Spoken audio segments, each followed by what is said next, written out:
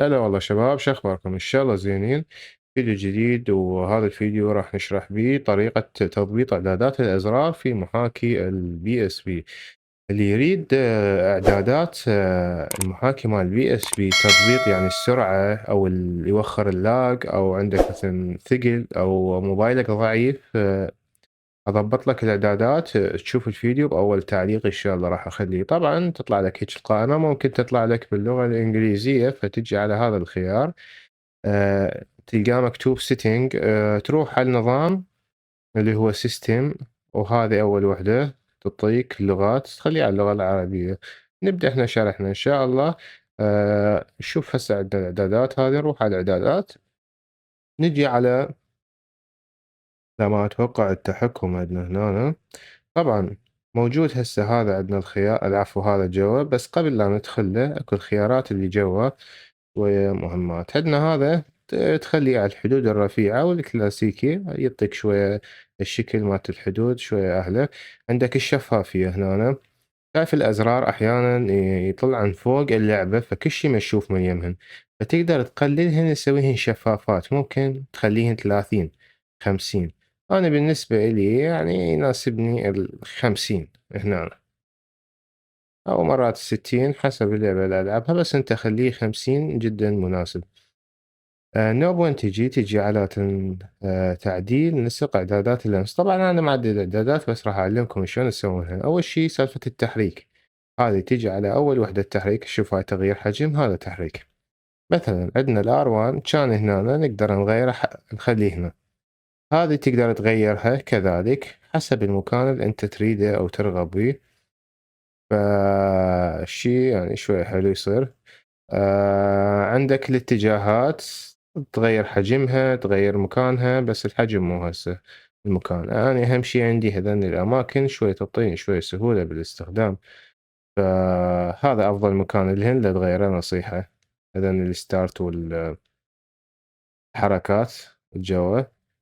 هسه تعلمنا احنا شنو تغيير طريقة، يعني مكان الأزرار عندنا.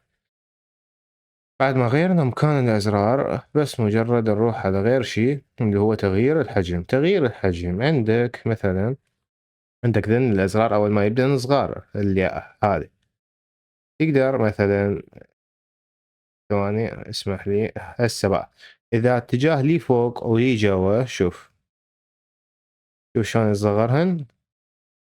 وعندك أعتقد يمين يسار، اللي هو إذا تاخذه يسار يقربهن، إذا تاخذه يمين يبعدهن.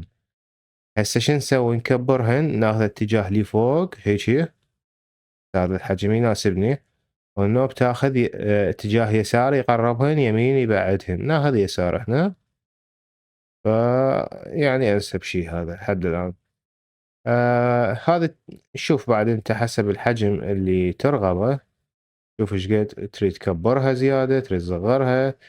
أنا هذا الحجم بالنسبة لي جدا مناسب، فتقدر تعدل حركات منا ومنا، حركات بركات. غير شو اسمه، هذه الأزرار، اكو بعض الأزرار ناس تقول أنا ما ظاهر عندي، مثلا شوف، اكو ناس ما ظاهر عندها، نقول مثلا المثلث، هذا زر المثلث، خوش حكي. تجي هنا تلقى هذا المثلث ما عليه صح. هسه شوف، من اطلع ماكو مثلث، تجي على هذا هنا تضيف على المثلث، هذا الزر راح يطلع عندك. غير شو اسمه، ذا خيارات إضافية ممكن أنت تضيفها، يعني بعض الألعاب تشوف رجع عند المثلث. يعني الشرح جدا ايزي، وإن شاء الله استفاديتوا منه. تتأكد تقدر تدخل على لعبة أو أي شي. خلنا شوي نص الصوت، مثلا رب الطلايب هذا إله الحرب. شوي نسرع، نوخر هذا اللي فوق التسجيل. كما تشوفون التحكم عندنا يعني ايزي صاير عندنا التحكم. تمام يعني شغل حلو. خلنا نرجع للقائمة الرئيسية هنا.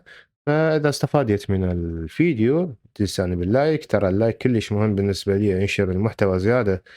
ف وايد قدرت تفهموا هالفيديو هذا. ش شكرًا لكم ونشوفكم مقطع جديد إن شاء الله.